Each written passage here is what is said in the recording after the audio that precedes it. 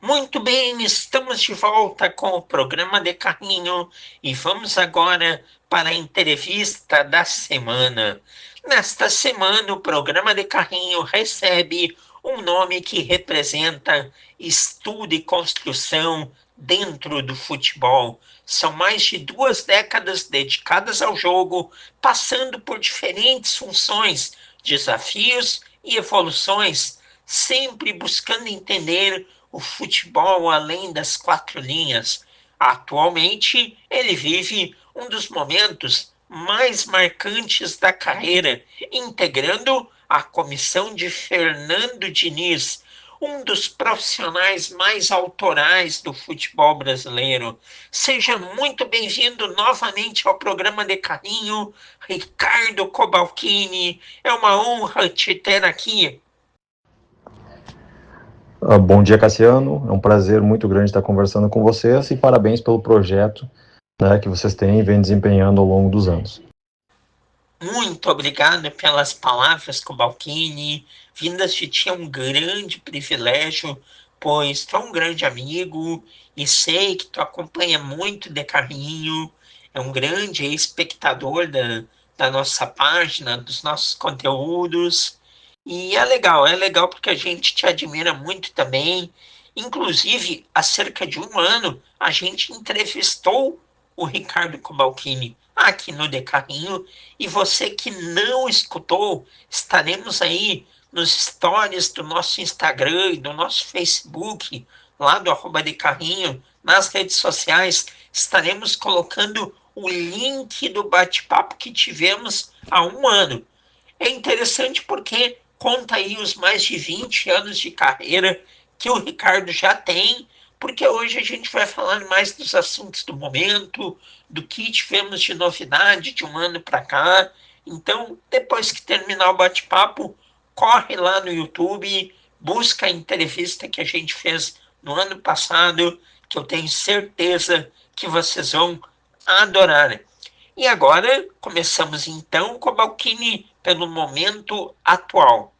Como que surgiu o convite aí no ano passado, após a nossa última conversa, para trabalhar com o Fernando Diniz?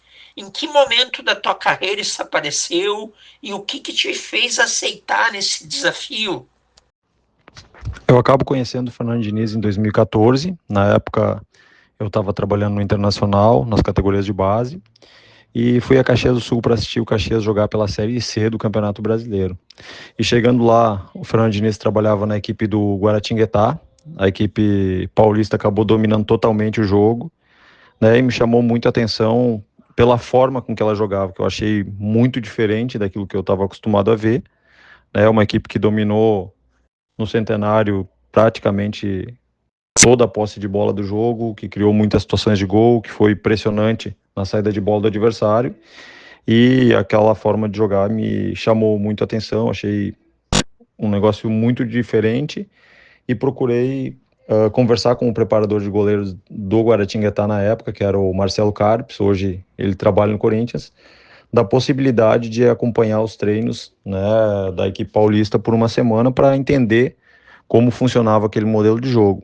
Ele conversou com o Fernando Diniz e o Fernando Diniz me recebeu lá por uma semana muito bem, e aquilo que eu vi lá, aquelas ideias, passaram, acabaram abrindo a minha cabeça, né, para uma forma diferente de jogar, e a partir daí eu construí uma amizade com o Fernando. A gente acabava se falando poucas vezes por ano, diante da correria, né, acabamos fazendo algumas vezes o curso da CBF juntos, e em 2025, quando eu acabei saindo do Rio Branco, né, que eu estava como treinador, a gente volta a se falar, assim, depois de um bom tempo, a gente tem uma conversa, e ele me convida para trabalhar com ele como auxiliar da comissão dele. Eu aceitei na hora o desafio, né, e achei uma oportunidade muito grande de aprendizagem e crescimento profissional. Que interessante, Ricardo, pois o Fernando Diniz, que todo mundo conheceu no Fluminense, no São Paulo, no Atlético do Paraná, na seleção, mais recentemente agora no Vasco, ele começa pela primeira vez aí a disputar como técnico uma competição importante lá em 2010, segundo a minha recordação, pelo Votorantim contra o Grêmio, jogando uma segunda fase de Copa do Brasil. Na ocasião, o Grêmio passou, o Votorantim não teve nada que chamou aí muita atenção, mas o seu relato de 2014 no Guaratinguetá é idêntico ao relato de 2016, meu e de todo mundo que viu aquela grande campanha do Fernando Diniz comandando o Audax até a final do Paulistão. Foi ali um jeito de jogar realmente diferente, que encantou, envolvente, e é muito legal quando um profissional ele consegue ter um trabalho tão autoral. Por vezes, podemos criticar, podemos achar que adaptações possam ser feitas, alguns gostam, outros não, do trabalho do Diniz, mas é preciso reconhecer que é um trabalho autoral e ele é trabalhador, e que bom que o futebol permite aí que profissionais possam se encontrar, se identificar, e foi o que aconteceu em relação ao Diniz contigo e também com você em relação ao Diniz, e agora vocês estão juntos e trabalhando pelo bem do futebol. O Diniz é daqueles caras que trabalha pelo futebol. E Cobalcini, vamos lá então, seguindo. Como a gente falou, o trabalho dele, Fernando Diniz, ele é muito característico. No dia a dia, o que mais te chamou a atenção nos métodos dele? O que diferencia esse modelo que o Diniz tem de outros modelos que tu já vivenciou? O Diniz é um cara muito perfeccionista, muito detalhista, né, e trabalha muito. Ele vive o futebol 24 horas por dia, e nos treinamentos ele é bastante exigente para que o jogador chegue no jogo, né, com o máximo de alternativas possível. Então, ele repete muito as situações, automatiza bastante os movimentos, né, mas sempre dando autonomia para o jogador escolher, né, qual que é a melhor possibilidade para resolver cada situação, cada jogada, e construir, né, as situações de ataque. Pois então, você relata o lado perfeccionista do Diniz nos treinamentos, e agora, já há um ano, você também faz parte de tudo isso, o auxiliando e também colocando aí as suas ideias, Ricardo.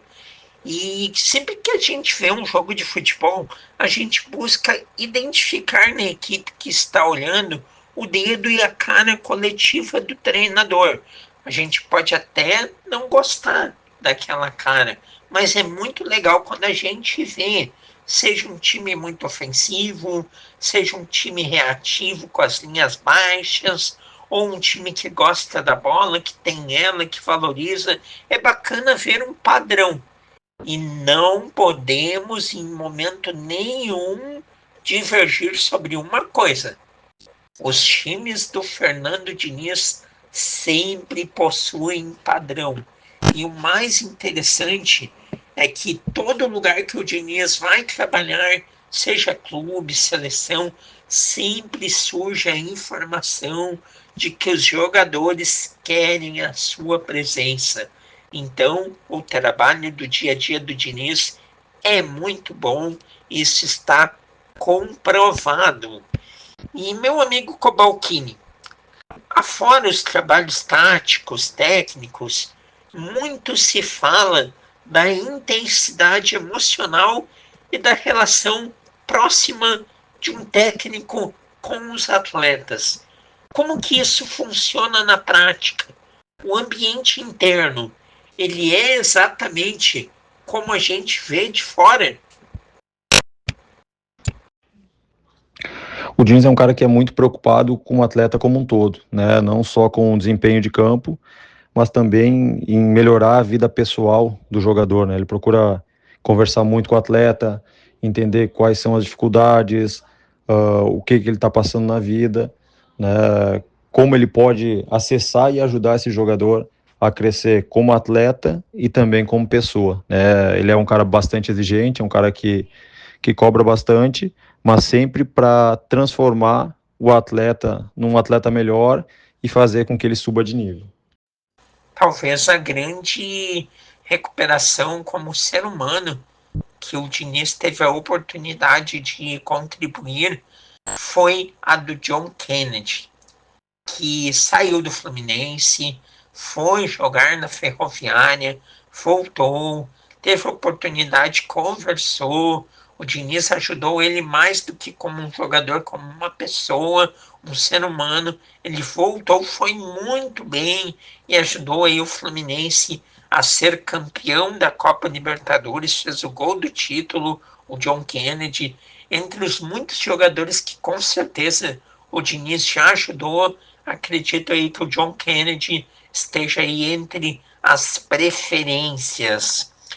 E Cobalcini, dando sequência aqui ao nosso bate-papo, a passagem pelo Vasco da Gama foi curta de vocês, mas intensa.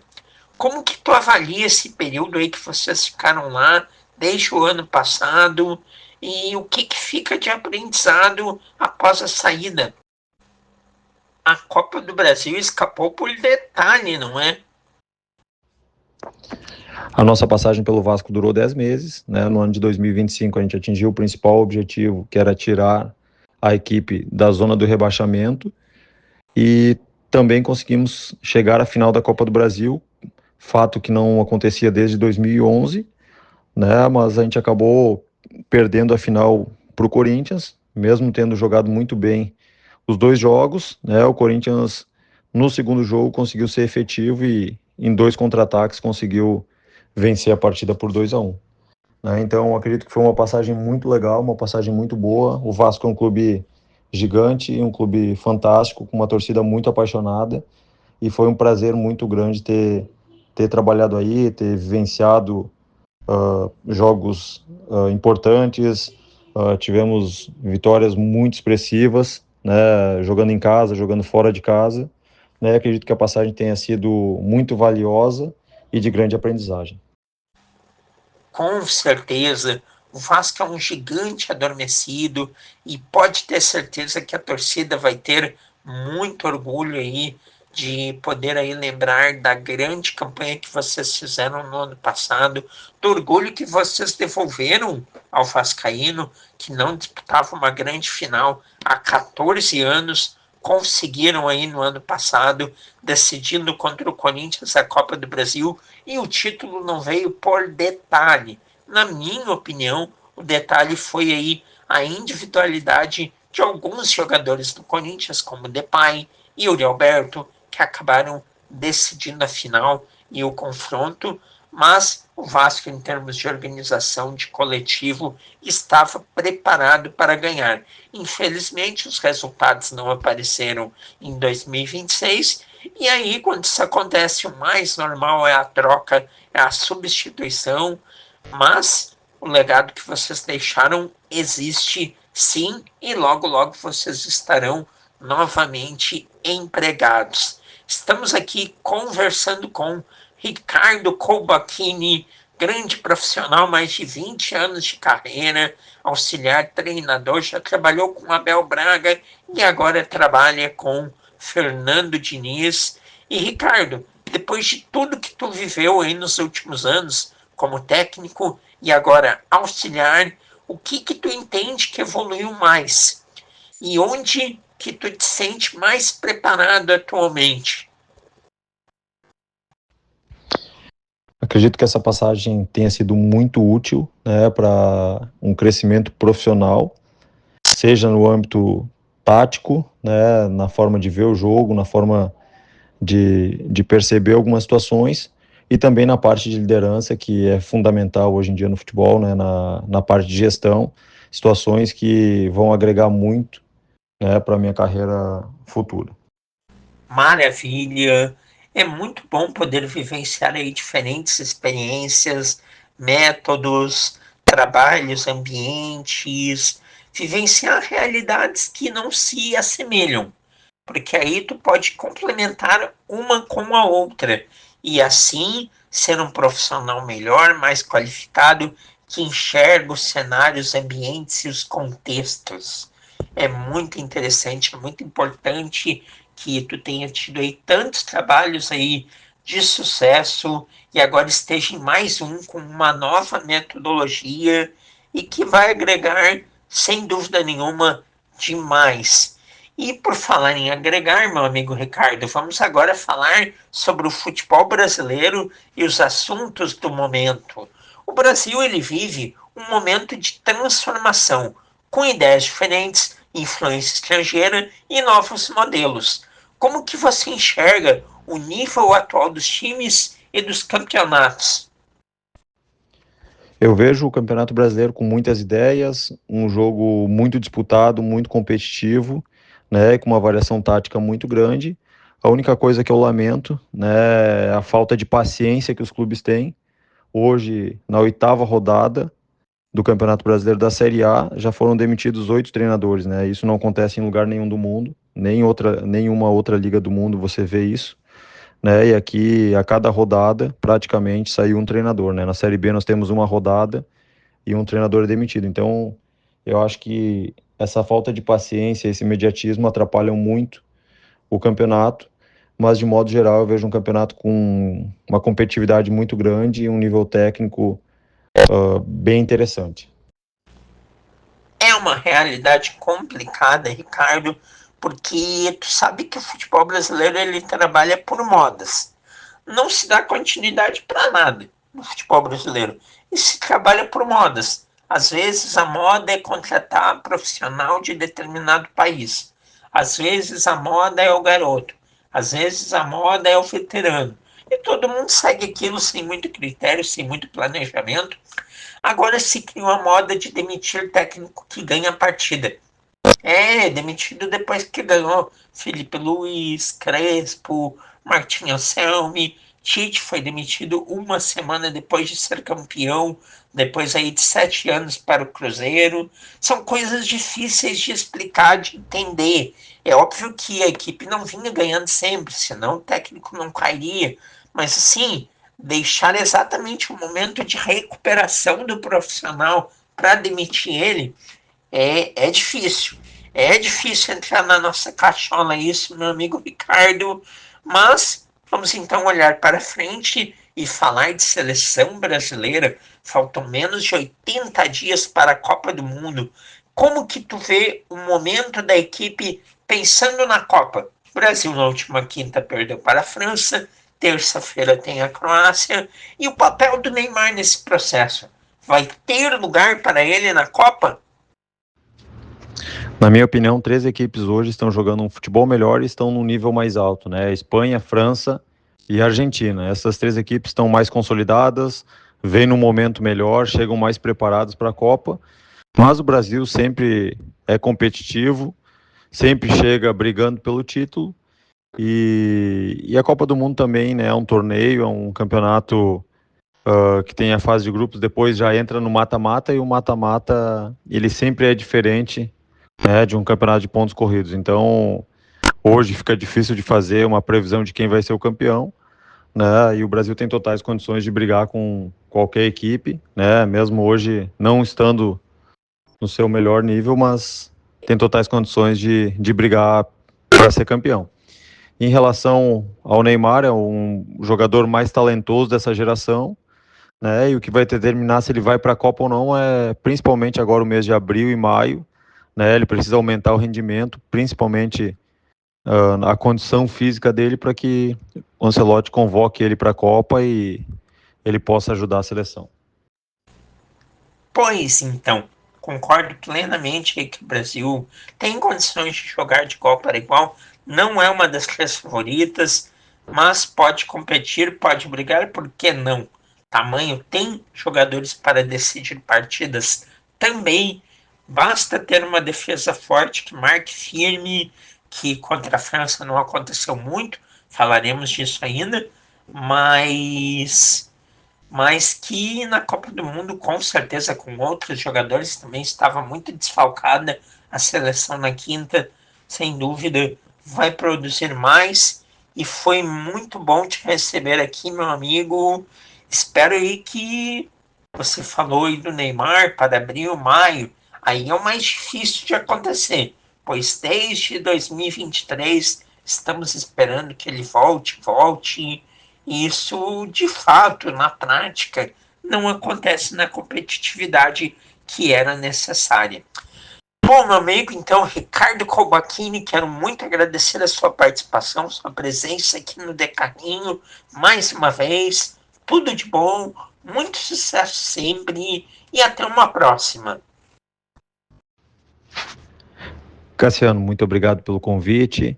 É um prazer muito grande estar participando do programa e eu desejo um ótimo sábado a todos os ouvintes. Forte abraço.